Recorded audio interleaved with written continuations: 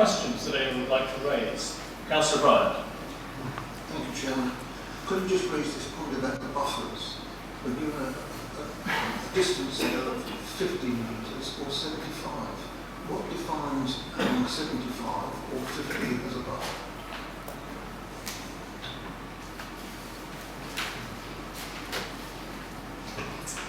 Thank you very much. I'll refer you to the actual policy that is in the plan. That's actually basically on page 36 to 35 of the plan. Effectively,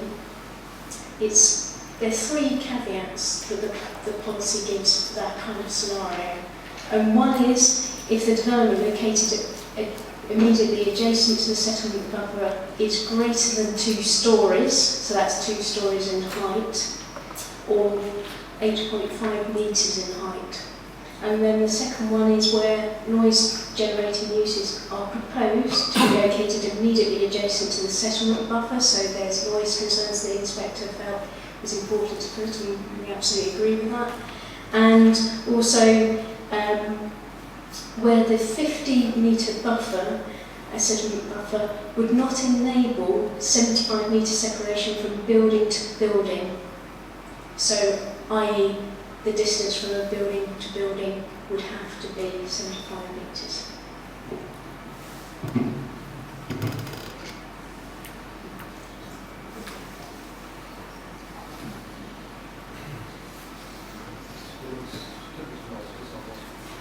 Okay, can I suggest perhaps afterwards you might like to talk about that? It is an issue, thank you Claire, I know you will. I think this is an issue will inevitably be with us for a while. Councillor Mrs. Trott. Thank you.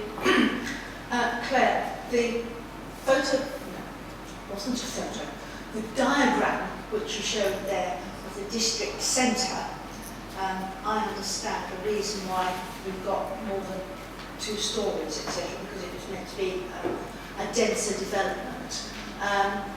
But I'm fairly sure that there are a number of people here present who have seen that diagrammatic picture on the website and thought it looked awful and thought this is not a good thing for the area.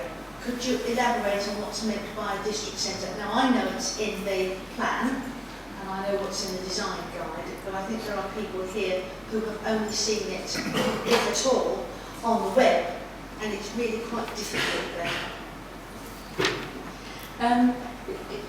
I think you're probably referring to CGIs and computer-generated images that we have. I think at one point it's worth mentioning is, which is a sort of quirk of the planning system.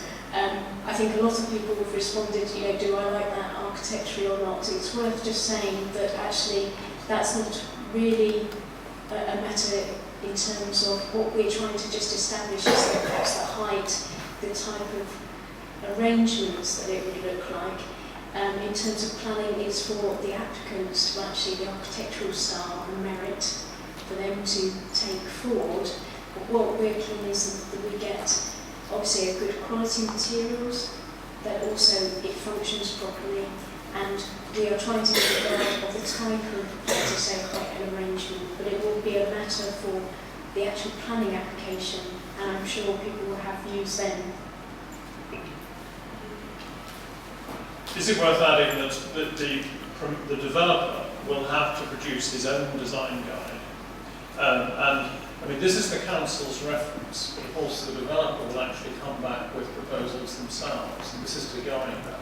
So I think we have to give, I think where Claire and the council deserve some credit is that they've used drawings and pictures rather than pages and pages of words. And I think that will help people understand where we're trying to get to. So I would personally very much welcome that.